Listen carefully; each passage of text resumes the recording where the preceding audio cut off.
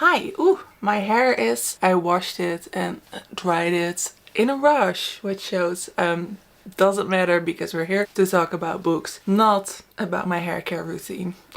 It is Friday morning. I have a lovely cup of coffee in one of my favorite Virginia Woolf mugs. I have multiple Virginia Woolf mugs because of course I do. Let's lower you down a bit. This is the Common Reader, which, if you don't know, is a collection of Virginia Woolf's essays where she, I won't say posted, but wow, no, wrote literary review. So she writes a lot about other authors. There are 2 volumes. I've read them all. They're quite challenging to read, but worth it, I would say.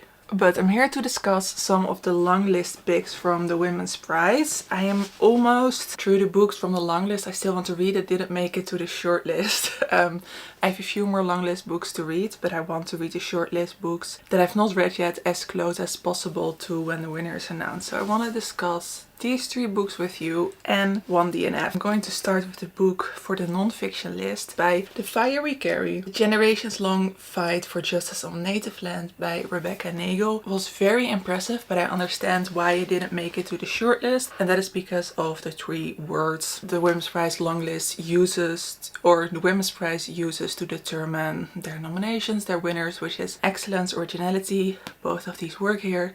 Accessibility doesn't really work here. This was one of those books that made my mind do gymnastics, which I love. If you've seen my most recent video, I discussed my motivations for reading and how I find reading needs to be fun, a bit annoying to hear. For me, reading is supposed to like stretch my mind a bit, give me enrichment, teach me more, and this book absolutely did that in a way that the more you know, the less you know. I'm not American. I don't know that much about American history. I know bits and pieces because I read, and also because American culture is a very dominant culture worldwide. So I know a bit, but of course the story that's not as often told, or often told through my perspective, is that of Native Americans, of people who were in America before Europeans were. This book follows 2 timelines, but thematically they do come together. In one part we follow the Muskogee tribe, the Muskogee people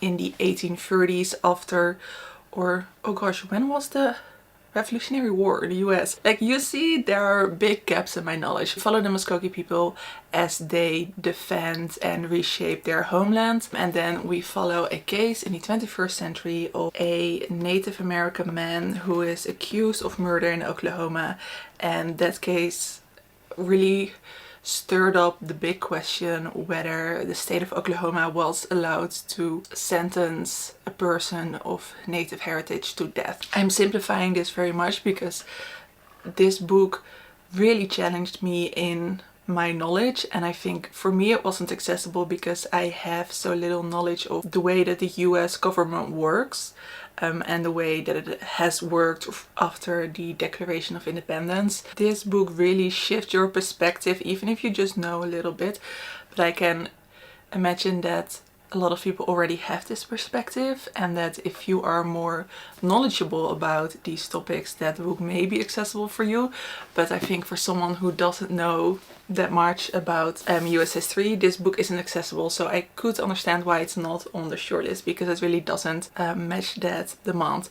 Having said that, I think this is a brilliant book because it does change your perspective, and it shows you how language can be used to view things from a different point of view. I think the challenging thing for me is that I had so little knowledge. This book is not necessarily an objective overview of events, of the truth, because I think that the concept of truth is really, really difficult when it comes to these subjects. It's so incredibly nuanced and it's such a big span of time. For me, it was really difficult to pinpoint where I agreed and disagreed with the author. Again, it wasn't, I think, necessary for me to do that, but usually when you read such a detailed political non-fiction, you want to have that background knowledge to be able to read a book critically. And I wasn't really able to do that with this book, so I just had to take the author's word for it, which I have a hard time doing.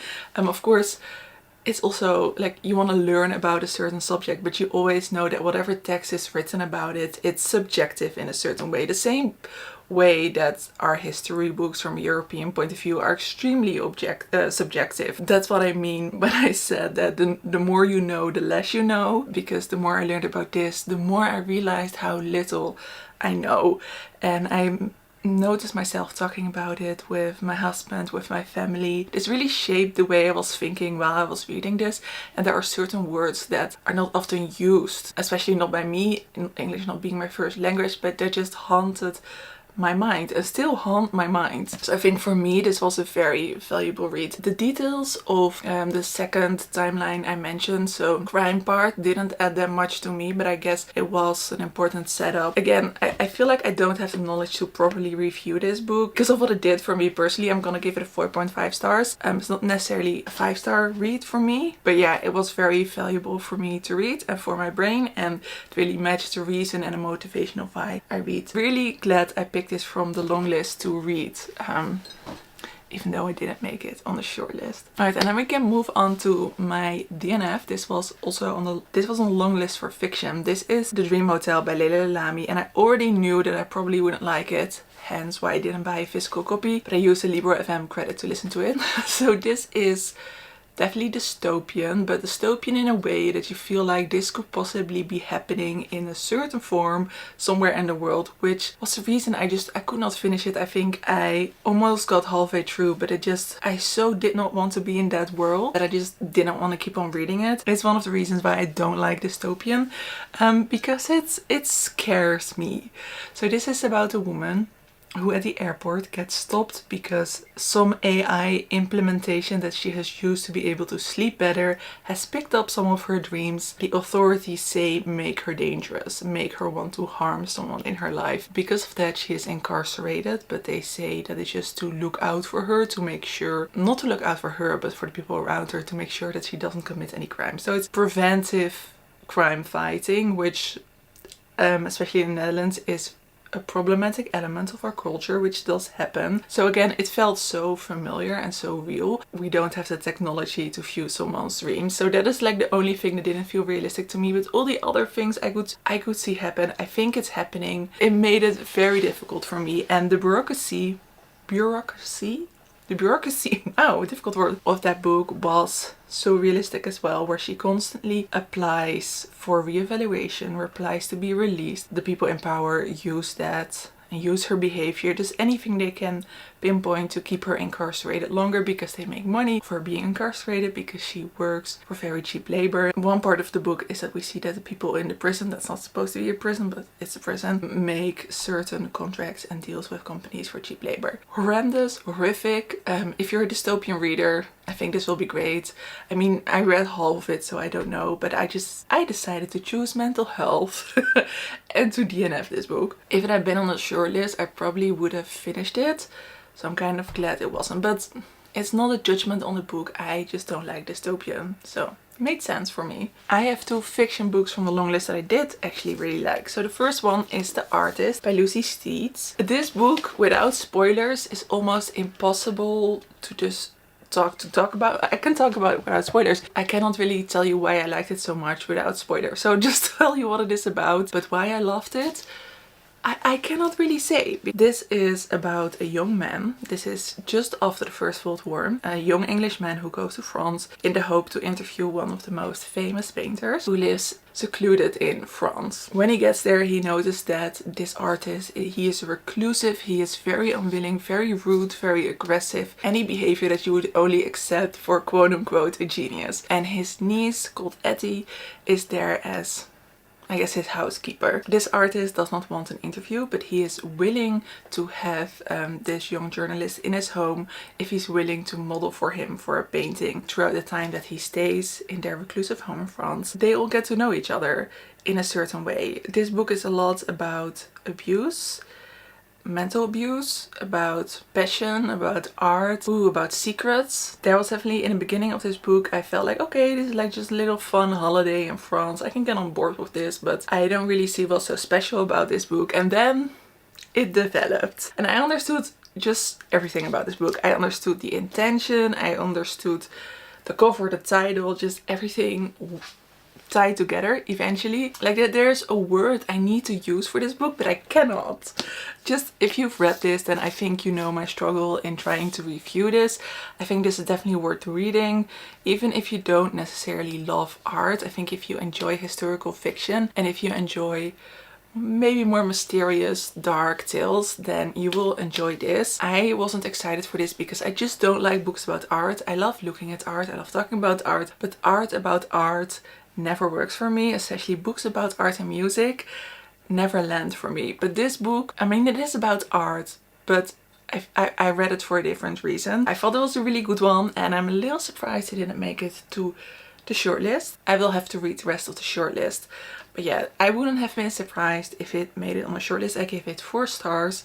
Not necessarily mind-blowing, but I will remember certain parts of this book and a certain appreciation of the way that an author uses character and plot to tell a certain story. That was hard, you guys. That was hard. I hope you enjoyed it.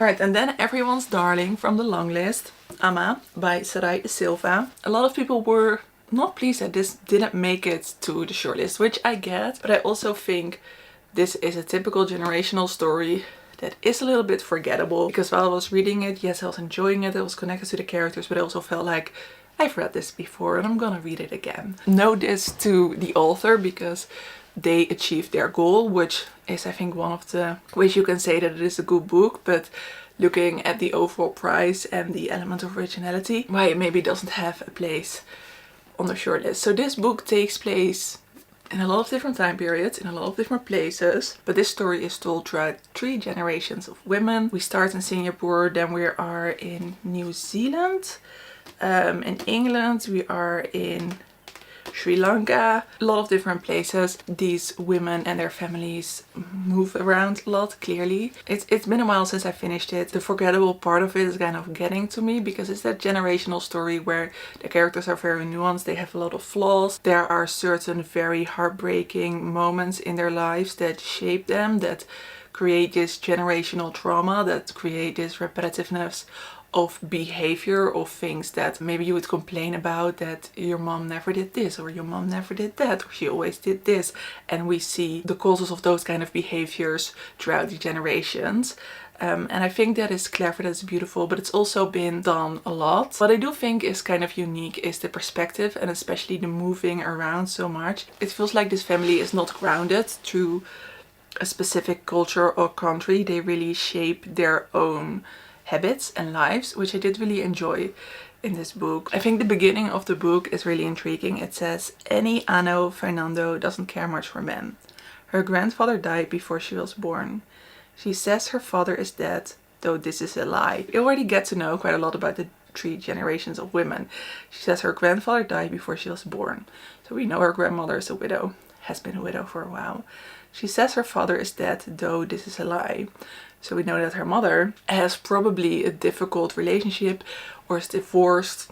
It's complicated with her partner or with a man in her life. And we already know that Annie has a difficult relationship with men. And then it says, sometimes she is attracted to men, but it usually fades when she hears them speak. We already know that Annie is a queer woman, and we already know this probably is going to be a feminist story. So I do think the beginning is so strong, because we get such a strong setup of what to expect. I did really like how all those elements, because I think that is really the core of those 3 stories, of what we just saw. You really get swifted within perspectives of those events, because everyone experienced them differently. Almost always all the women were present for those events. I do enjoy it when you make such a quick judgment based on the perspective of one woman, and then we get the same story told throughout another perspective, and suddenly we judge a little bit less. This is one of those books where by the end of the book you don't really like anyone and still you're rooting for everyone, which I think is a clever way